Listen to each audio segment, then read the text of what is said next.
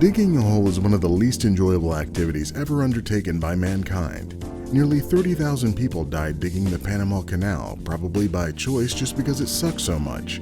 But what is one thing that has always kept us coming back to this sadistic task? Finding buried treasure. And in a game about digging a hole, that reward is what has you ass deep in your backyard.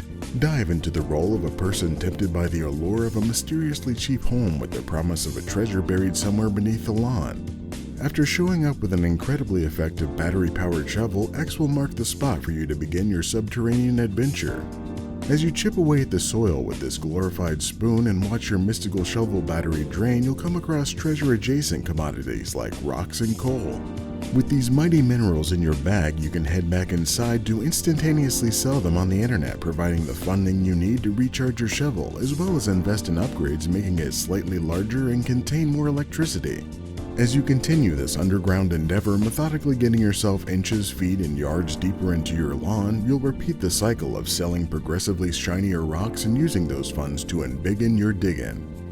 You'll also be able to unlock things like a jetpack so you're not permanently trapped in your hole, as well as lights you can place to see and dynamite you can use to explode.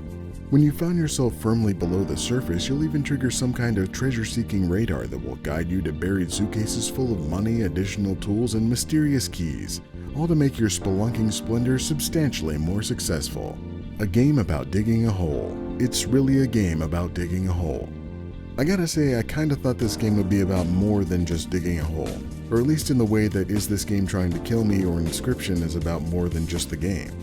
It kinda feels like there's going to be mysterious events happening or an elaborate revelatory ending, but you really spend 99% of the game digging, obtaining ways to dig faster and more effectively, finding a few weird caverns underground, and hitting an ending that doesn't really feel all that surprising or worthwhile.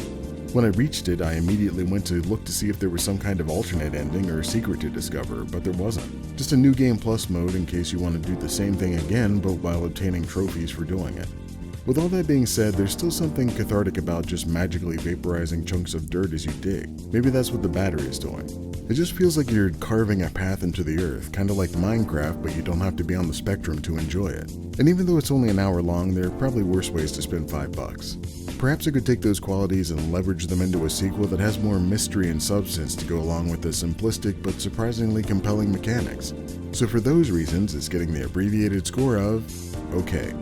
And if you'd like to dig into some more hot takes, warm satire, and tepid commentary about video games, like this video and check out more abbreviated reviews.